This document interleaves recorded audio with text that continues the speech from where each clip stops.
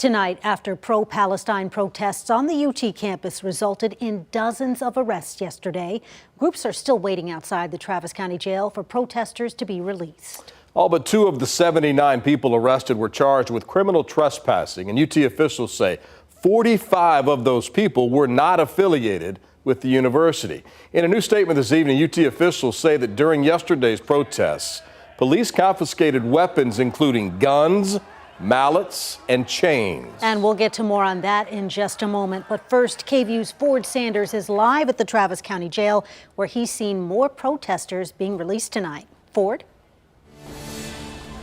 Quita, Brian, that's right. Cheers erupting tonight as each protester is continuing to be released here from the Travis County Jail. But not just that, we're also hearing protesters chant up to those that are still in their cells up there in the jail. We're watching lights flicker, letting them know that they can hear them down here. Now, we actually caught up with one woman who's not a UT student, but she was released just hours ago, and she tells me she actually had no idea when she was going to be released tonight.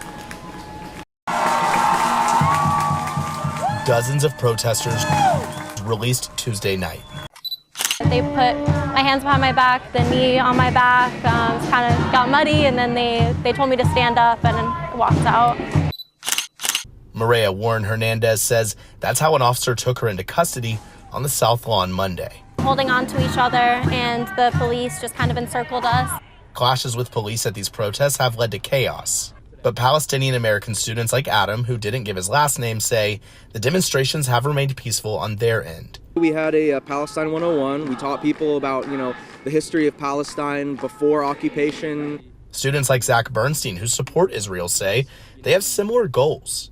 What hurts me the most is that the two sides can never talk to each other, and it seems like we never can really get anywhere, make any progress. Noting the release of hostages is number one for them, and overall peace.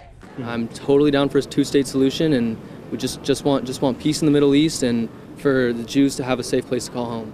County Attorney Delia Garza says all the arrests made Monday has put a strain on her office's resources.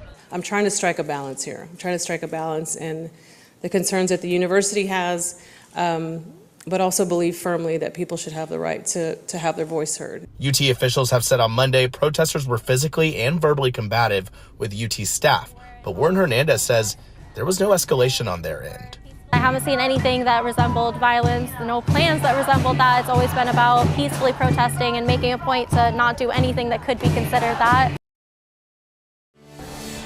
These protesters are still being released here outside of the jail tonight, and they're also still here chanting up at those that are still in custody here at the Travis County Jail. I want to bring us back to the beginning of the newscast with what we were talking about. UT officials now say a number of weapons were actually confiscated during yesterday's protest. That includes things like guns, bricks, mallets, chains, and more. Now, in a statement, the university also wrote, quote, staff have been physically assaulted and threatened, and police have been headbutted and hit with horse excitement, while their police cars have had tires slashed with knives. This is calculated, intentional, and we believe orchestrated and led by those outside our university community.